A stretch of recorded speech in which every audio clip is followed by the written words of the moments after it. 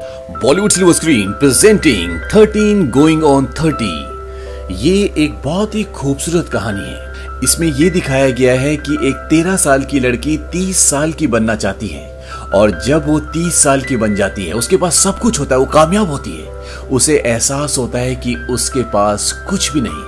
और इस कहानी की सबसे खूबसूरत बात यह है कि 13 साल से 30 साल की जर्नी के बीच में उसे कुछ भी याद नहीं होता।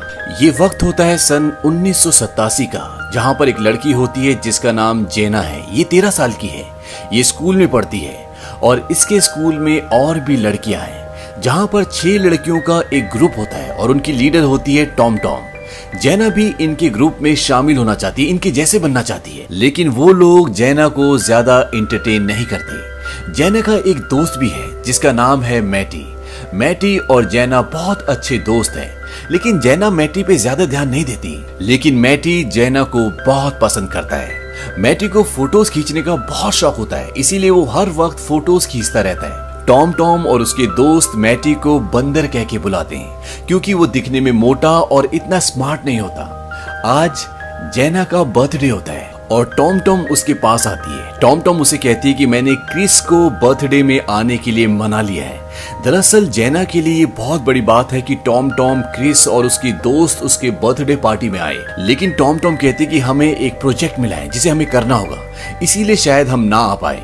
दरअसल टॉम टॉम की चाल होती है, वो चाहती है कि उसका प्रोजेक्ट जेना करे और जेना करती भी ऐसे ही है। वो कहती है कि मैं तुम्हारा प्रोजेक्ट कर दूंगी और इस बात पे वो रात को पार्टी में आने के लिए तैयार हो जाते हैं। जेना और मैटी जब स्कूल से घर जा रहे होते हैं तो जेना मैटी से कहती है कि मैं टॉम टॉम और उसकी सहेलियों की तरह बनना चाहती हूँ, देखना एक दिन मैं भी कूल बन जाऊंगी और उनके ग्रुप में शामिल हो जाऊंगी। मैटी जेना को बोलता है कि तुम जैसी हो वैसी अच्छी हो, तुम्हें कूल बनने की जरूरत नहीं है, लेकिन जेना कहती कि मैं जैसी हूँ वैसी नहीं रहना चाहती। अब जेना अपने घर पर जाती है और वो अजीब सा ड्रेस पहन लेती है। उसकी मॉम उसे समझाती है कि तुम पॉइज मैगजीन की लड़कियों की तरह नहीं बन सकती, तुम जैसी हो वैसी अच्छी हो। पॉइज मैगजीन दरअसल एक फैशन यानी कि मॉडल्स की मैगजीन है जिसे सारी दुनिया पढ़ती है और जेना भी उन्हीं की तरह बनना चाहती। वो अपनी मॉम की बात नहीं सुनना चाहती। अब रात होती है और मैटी जेना के लिए एक खूबसूरत गिफ्ट लाता है। दरअसल पिछले 3 हफ्तों से वो जेना के लिए इस गिफ्ट को बना रहा होता है। जेना उससे पूछती कि क्या है। वो कहता है कि तुम्हें एक डॉल हाउस चाहिए था ना। जेना कहती है हाँ। वो कहता है कि मैंने जेना हाउस बनाया है। दरअसल उसने एक हाउस बनाया होता है जिसमें जेना की अलग अलग तस्वीरें और उसकी पसंद की चीजें होती हैं और साथ ही साथ वो उसे एक मैजिक डस्ट भी देता है। वो कहता है कि इसके बाहर ये लिखा हुआ है कि जो भी तुम चाहते हो इस डस्ट को पता चल जाता है और तुम्हारी जिंदगी में वो हो जाता है। और मैटी उस डस्ट को उस घर के ऊपर डाल देता है। तभी डोरबेल बजती है और जेना समझ जाती है कि उसके दोस्त आ चुके हैं। वो मैटी का गिफ्ट जल्दी से स्टोर रूम में रख देती है क्योंकि वहां पर उसके और भी खिलौने होते हैं और वो बाहर दरवाजा खोलने जाती है। वहां पर उसके सारे दोस्त यानी कि टॉम टॉम और बाकी की लड़कियां भी आ जाती है और साथ ही साथ बाहर से वो लड़का और उसके 2 दोस्त भी आ जाते हैं जो उनकी क्लास का सबसे खूबसूरत लड़का है। और अब ये सब के सब अंदर आ जाते हैं, सब के सब खड़े होते हैं और मैटी वहां पे गाना बजा के आंखें बंद करके दीवानों की तरह नाच रहा होता है। उसे उनसे कोई मतलब नहीं होता। वो खुश है कि आज जेना का बर्थडे है। तभी वहां पर टॉम टॉम आती है और कैसे टिकाल देती है और कहती है कि घर जाके नाचना बेटा। जेना भी कुछ नहीं कहती। मैटी बोलता है कि शायद मुझे बाहर जाना चाहिए। जेना कहती है कि जाओ, मैंने तुम्हें कब रोका है, मैं कौन सी तुम्हारी मॉम हूँ। और मैटी बाहर चला जाता है। जेना ऐसा इसलिए भी कहती है क्योंकि वो टॉम टॉम और उसकी सहेलियों की तरह बनना चाहती है, लेकिन असल में वो ऐसी है नहीं। अब टॉम टॉम जेना को बोलती कि चलो हम एक गेम खेलते हैं। वो उसकी आंखों पर पट्टी बांध देती है और उसे कहती है कि अंदर एक लड़का आएगा और वो तुम्हारी आंखों की पट्टी खोलेगा। और जानती हो अंदर कौन आना चाहता है? क्रिस ग्रैंडी, वही लड़का जो इनकी क्लास का सबसे स्मार्ट लड़का है। और टॉम टॉम जेना की आंख पर पट्टी बांधकर उसे उस जगह बिठा देती है जहां पर उसके बहुत सारे खिलौने होते हैं और बाहर ये दिखाया जाता है कि टॉम टॉम, उसकी सहेलियां और क्रिस उसके दोस्त सब के सब वहां से खाने का सामान उठाते हैं और बाहर जाने लगते हैं। और तभी वहां पर मैटी भी अपना कैशियो लेकर नीचे आ रहा होता है। मैटी पूछता है क्या हो रहा है। टॉम टॉम उसे कहती है कि जेना तुम्हारा इंतजार कर रही है और मैटी वहां पर जाता है। वो देखता है कि उसकी आंखों पर पट्टी बंधी हुई है। मैटी की कदमों की आहट सुनकर जेना को लगता है कि क्रिस आ गया वो कहती है कि मुझे लगा था कि तुम नहीं आओगी, और मैटी उसके सामने बैठ जाता है। वो दोनों एक दूसरे का हाथ पकड़ लेते हैं और मैटी उसे किस करने वाला होता है कि जैना के मुंह से क्रिस का नाम निकल जाता है। मैटी बोलता है कि मैं क्रिस नहीं, मैं तो मैटी हूँ। और जैना जब अपनी आंखों से पट्टी हटाती है तो वो देखती है कि उसके सामने क्रिस नहीं बल्कि उसका दोस्त मैटी बैठा होता है। जैना उससे पूछती है कि बाकी सब कहाँ गए। मैटी बताता है कि वो सब चले गए। इस बात से जैना को बहुत दुख होता है। वो कहती है कि तुमने कुछ किया होगा। मैटी बोलता है कि मैं तो अपना कैशियो लेने के लिए गया था। और जैना अंदर से दरवाजा बंद कर देती है और वहीं पर बैठ जाती है। जैना कहती है कि मुझे किसी से प्यार नहीं है, मैं अपने आप से भी प्यार नहीं करती। मैटी बोलता है कि मैं तुम्हारा फेवरेट सॉन्ग बजाता हूँ, लेकिन जैना कुछ नहीं सुनती। वो कहती है कि मैं 30 साल की एक खूबसूरत कामयाब इंसान बनना चाहती हूँ। और वो अपनी आंखों पर दोबारा से पट्टी लगा लेती है और लगातार यही बोलती है कि मुझे 30 साल की खूबसूरत औरत बनना है। और उसका सर पीछे सेल्फ पर लगता है और सेल्फ के टॉप पर वही घर होता है जो उसके दोस्त मैटी ने उसे बना कर दिया है। और उस घर पर मैटी ने उस डस्ट को भी बिखेर दिया था जिसके पैकेट के बाहर ये लिखा था कि अगर आप कोई भी विश मांगते हो तो वो पूरी हो जाती है। और वो डस्ट अब जैना के ऊपर गिरना शुरू हो जाती है। और जब जैना अपनी आंखें खोलती है तो वो देखती है कि वो एक शानदार घर में होती है। ये घर जैना का नहीं होता। और जब वो शीशे में अपने आप को देखती है तो वो डर जाती है क्योंकि वो बड़ी हो चुकी होती है। जैना को कुछ भी याद नहीं होता कि वो बड़ी कैसे हो गई। वहां पर टेबल पर कुछ लेटर्स भी होते हैं जो जैना के नाम पर होते हैं, यानी कि ये घर जैना का ही होता है। और जब वो उन लेटर्स को देख रही होती है तभी वहां पर एक आदमी भी आता है जो पहले से इस घर में था। वो नहा रहा होता है। जैना इस आदमी को नहीं पहचानती और जब वो आदमी जैना के करीब आने की कोशिश करता है तो जैना घर छोड़कर भाग जाती है क्योंकि उसे कुछ भी नहीं पता कि वो 13 से 30 साल की कैसे हो गई, इस बीच में क्या हुआ। अब जैना जब नीचे जाती है तो वहां पर उसका एक लड़की इंतजार कर रही होती है। इसका नाम लूसी है और ये इसके साथ काम करती है। और जैना और लूसी बेस्ट फ्रेंड्स हैं। और साथ ही साथ जैना उस मैगजीन की जिसका नाम पॉइज है, जो मैगजीन जैना की फेवरेट मैगजीन है, उसकी एडिटर बन चुकी है। लेकिन उसे कुछ नहीं पता, कुछ याद नहीं है कि उसने यहाँ तक की जर्नी कैसे तय की। वो ऑफिस में किसी को नहीं जानती। उसकी दोस्त लूसी को लगता है कि उसने कोई नशा कर लिया है या वो परेशान है, इसीलिए वो उसे कहती है कि जैसा मैं कहूंगी वैसे ही करना। और वो उसे बताती है कि हमारी 10 मिनट बाद एक मीटिंग होने वाली है। और ये सब के सब अब मीटिंग में बैठते हैं, लेकिन जैना को कुछ नहीं पता कि यहाँ पर क्या बोलना है, क्या करना है। इस मीटिंग में इनका चीफ एडिटर जिसका नाम रिचर्ड है, वो सबको बताता है कि हमारी कॉम्पिटिटर मैगजीन जिसका नाम स्पार्कल है, वो हमारा डेटा चोरी कर रही है और इसीलिए 6 महीने से वो हमसे आगे है। हमारी सिर्फ 6 लाख कॉपीज बिकी और उनकी 1 मिलियन। लेकिन उसे नहीं पता कि वो कौन है जो इनका डेटा उन तक पहुंचाता है। यहाँ पर जैनी को दूसरों से ये भी पता चलता है कि उसके और उसके पेरेंट्स के बीच में अब रिश्ते बहुत अच्छे नहीं है। वो उनका फोन रिसीव नहीं करती, लेकिन वो किसी तरह से मैटी का एड्रेस निकलवा लेती है और वो उस जगह पहुंच जाती है जहां पर मैटी रहता है। वो डोरबेल बजाती है और मैटी अंदर से थोड़ा सा दरवाजा खोलता है। जैना मैटी को देखकर नहीं पहचानती और वो भी नहीं पहचानता, लेकिन जब वो ध्यान से देखती है तो वो कहती है तुम मैटी हो? वो कहता हाँ। और मैटी भी जैना को पहचान लेता है। वो उसे अंदर बुलाता है। जैना मैटी को बोलती है कि मेरे साथ सब कुछ बहुत अजीब हो रहा है। कल ही मैं 13 साल की थी, मैंने अपना बर्थडे सेलिब्रेट किया था और आज मैं 30 साल की हो चुकी हूँ। ये सब कुछ अजीब है और तुम खुद को भी देखो, तुम कितने बड़े हो चुके हो। ये सब मुझे एक सपने की तरह लगता है। क्या तुम मुझे याद दिला सकते हो? मुझे अपनी जिंदगी के 17 साल याद ही नहीं है। मैटी कहता है कि मुझे तुम्हारे बारे में कुछ भी नहीं पता क्योंकि हाई स्कूल के बाद मैं तुमसे कभी मिला ही नहीं। हम अब दोस्त नहीं हैं। इसके साथ साथ मैटी उसे अपनी हाई स्कूल की फोटोज भी दिखाता है जिसमें वो देखती है कि वो टॉम और उसके ग्रुप के साथ होती है। मैटी उसे बताता है बल्कि तुम तो उनके ग्रुप की लीडर थी। और साथ ही साथ वो लड़का जो उसके बर्थडे पे आया था वो भी उसके साथ होता है। यानी कि जो जो उसने अपनी जिंदगी में सोचा था वो सब कुछ जैना ने अपनी जिंदगी में पा लिया, लेकिन अपने दोस्त मैटी को खो दिया। यहाँ पे जैना को ये भी पता चलता है कि टॉम वही लड़की है आज जो उसके साथ काम करती है जिसका नाम लूसी है।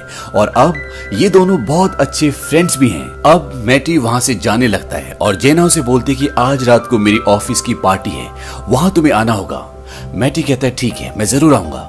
और रात को जब जैना पार्टी में जाती है तो उनका बॉस बोलता है कि मेरा सारा प्लान सब कुछ बेकार हो गया क्योंकि लोग पार्टी को एंजॉय नहीं कर रहे, सब यहाँ से जा रहे हैं, कुछ करना होगा। तभी जैना डीजे वाले के पास जाती है और उससे कहती है कि माइकल जैक्सन का स्मूथ क्रिमिनल बजा दो, क्योंकि ये वो सॉन्ग होता है जिस पर जैना बचपन में डांस किया करती थी और अब वहां पर डांस करना शुरू कर देती है। लेकिन अभी भी वहां पर सब लोग दूर दूर खड़े होते हैं। तभी वहां पर मैटी आ जाता है और वो मैटी को बोलती है कि तुम भी मेरे साथ डांस करने आओ। मैटी अब डांस नहीं करता, लेकिन जैना के कहने पर वो आ जाता है और ये दोनों डांस करना शुरू कर देते हैं। और इन दोनों को देखकर वहां पर जितने भी लोग होते हैं वो सब के सब डांस करना शुरू कर देते हैं और इस तरह से एक बेरंग पार्टी में जान आ जाती है। कुछ दिनों बाद जैना अपनी फ्रेंड लूसी, जिसका बचपन में नाम टॉम टॉम था, उसके साथ एक रेस्टोरेंट में होती है और जब वो रेस्टोरेंट से बाहर निकलती है तो सड़क के दूसरी तरफ वही इंसान होता है जो जैना के घर पर था, जिसे जैना नहीं पहचानती। वो जैना को वहां से आवाज लगाता है। जैना लूसी से पूछती है ये कौन है। लूसी कहती है कि ये तुम्हारा बॉयफ्रेंड है। और तभी वहां पर जैना का दोस्त मैटी भी आ जाता है। मैटी के साथ उसकी फियांसी भी होती है, यानी कि मैटी की अब कुछ ही वक्त बाद शादी होने वाली है। इस बात से जैना को थोड़ा अजीब लगता है, लेकिन जैना को कुछ समझ नहीं आता कि वो क्या कहे। यहाँ पर जैना का बॉयफ्रेंड भी आ जाता है और मैटी और उसकी फियांसे यहाँ से चली जाती हैं। जैना का बॉयफ्रेंड लूसी से कहता है क्या मैं तुम्हारी दोस्त को तुमसे चुरा सकता हूँ। दरअसल वो उसके साथ घर जाना चाहता है। लूसी कहती है क्यों नहीं, अंदर मेरा कोई इंतजार कर रहा है। लेकिन जैना सबसे पहले लूसी से पूछती है क्या मुझे इसके साथ जाना चाहिए। लूसी कहती है हाँ जाओ एंजॉय करो। जैना बोलती है एंजॉय करो मतलब हम गेम्स खेलेंगे। वो कहती है हाँ गेम्स ही खेलोगे। और वो दोनों घर चले जाते हैं और घर पर जैना का बॉयफ्रेंड उसके सामने कपड़े उतार कर डांस करना शुरू कर देता है। दरअसल जैना ने सच में ये सोचा था कि वो उसके साथ कोई गेम खेलेगा, लेकिन ये उसके साथ कोई और ही गेम खेलना चाहता था और जैना वहां से चली जाती है। और जब जैना ऑफिस जाती है तो उसका बॉयफ्रेंड उसे कॉल भी करता है, लेकिन वो उसका कॉल रिसीव नहीं करती। और जैना की असिस्टेंट बोलती है कि आपका बॉयफ्रेंड आपसे ये पूछ रहा है कि आप उसके साथ डिनर करने कब चलेंगी। जैना कहती है उसे कह दो कि 10 करोड़ साल बाद, अगर वो इंतजार कर सकता है तो कर ले। यहाँ पे जैना के ऑफिस में एक मीटिंग भी होती है और इस मीटिंग में इनका बॉस इन्हें ये बताता है कि स्पार्कल अब हमसे और भी आगे जा चुकी है। इस बार हमारी 6 लाख से भी कम कॉपीज बिकी है और अब हमें पॉइस मैगजीन को पूरी तरह से रीडिजाइन करना पड़ेगा। पर वहां पर बैठा बाकी का स्टाफ कहता है कि पॉइस को रीडिजाइन करना बहुत बड़ी बात है, ये बहुत मुश्किल काम है। जैना कहते हैं कि हमें करना चाहिए, इसमें मजा आएगा। और उनका बॉस मैगजीन को रीडिजाइन करने का काम जैना को और जैना की दोस्त टॉम टॉम यानी कि लूसी को देता है। यहाँ पर जैना को यह भी पता चलता है कि वो दूसरों की आइडियाज चुराती है और अपनी एक कोवर्कर के पति के साथ उसके सेक्सुअल रिलेशनशिप भी है।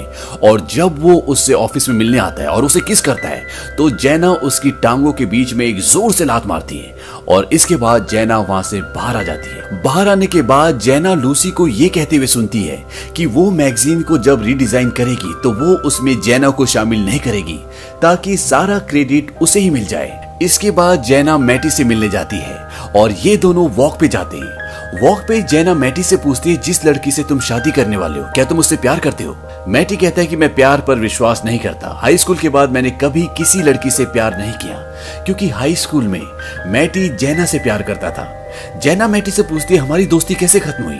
हालांकि मैटी उससे बताना नहीं चाहता, लेकिन उसके जबरदस्ती पूछने पर मैटी उसे बताता है कि तुम्हारे 13 बर्थडे पर जब टॉम टॉम और उसके फ्रेंड्स तुम्हें बेवकूफ बनाकर अंदर छोड़ गए थे और जब तुम बाहर आई तो मैंने तुम्हारे लिए गाना गाया, लेकिन तुमने मेरे मुंह पर कुछ दे मारा। ये वो गिफ्ट था, वो हाउस था जो मैं पिछले 3 हफ्तों से तुम्हारे लिए बना रहा था। जैना को इस बात का बहुत अफसोस होता है, वो उसे सॉरी कहती है, लेकिन मैटी कहता है कि अब इन बातों का कोई फायदा नहीं, ये बहुत पुरानी बातें हो चुकी है। जैना कहती कि अब मेरा कोई दोस्त नहीं, मैं अपने मॉम डैड से बात नहीं करती और अभी एक शादीशुदा मर्द मेरे ऑफिस में मुझसे मिलने के लिए आया था। मैं अब अच्छी इंसान नहीं हूँ, मैं 13 साल की नहीं हूँ। और जैना वहां से दुखी होकर चली जाती है।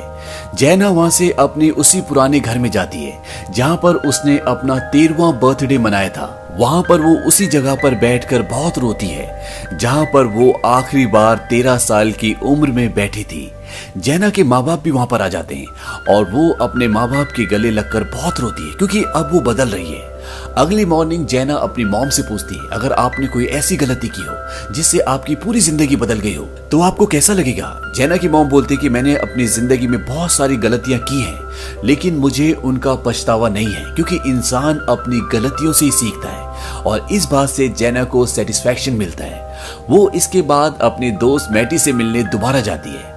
मैटी एक फोटोग्राफर है और जेना को अपनी मैगजीन का सब कुछ बदलना है, यानी कि उसको अपनी मैगजीन को रीडिजाइन करना है। और वो मैटी के साथ मिलकर प्लेयर्स की, आम लोगों की जिंदगी की इस तरह की कई फोटोज खींचती है, जबकि पॉइस पूरी तरह से मॉडल्स की फोटोज को अपनी मैगजीन में प्रिंट करता है। यहाँ पर साथ काम करते करते मैटी और जेना एक दूसरे के करीब आ जाते हैं। हालांकि मैटी जेना से बचपन से प्यार करता है, लेकिन अब जेना को भी एहसास होता है कि वो भी मैटी से प्यार करती है, क्योंकि उसने मैटी जैसा अच्छा इंसान अपनी पूरी जिंदगी में नहीं देखा। और ये एक दूसरे को किस भी करते हैं, लेकिन तभी मैटी पीछे हट जाता है। वो कहता है कि हमारी जिंदगी अब बहुत आगे बढ़ चुकी है, सब कुछ बदल चुका है, मेरी शादी होने वाली है और अब हम ये नहीं कर सकते। वहीं अब वो दिन आता है जब लूसी को और जेना को अपनी प्रेजेंटेशन अपने बॉस को, कॉर्पोरेट्स को देनी है। सबसे पहले लूसी अपनी प्रेजेंटेशन देती है। उसकी प्रेजेंटेशन में वही चीज होती है, मॉडल, सेलिब्रिटीज, और ये चीज उसके बॉस को बिल्कुल भी पसंद नहीं आती। लेकिन जब जेना अपनी प्रेजेंटेशन देती है तो उसका बॉस बहुत खुश हो जाता है, क्योंकि उसके प्रेजेंटेशन में पूरी तरह से बदलाव होता है। उसने आम लोगों को, स्पोर्ट्स पर्सन्स को उसमें ऐड किया होता है, जिन्हें लोग प्यार करते हैं, जिनके अंदर लोग अपनी तस्वीर देखते हैं। और इस बात से जेना का बॉस बहुत खुश हो जाता है और लूसी को इस बात से, अपने फेलियर से बहुत गुस्सा आता है। वो जेना के ऑफिस में बैठी होती है और वो उसके ड्रॉर में देखती है कि स्पार्कल कंपनीज के कुछ ब्रोशर्स, कुछ मैगजीन के पेजेस होते हैं, और वो समझ जाती है कि जेना ही वो लड़की है जो स्पार्कल कंपनी को यहाँ की इंफॉर्मेशन भेजती थी।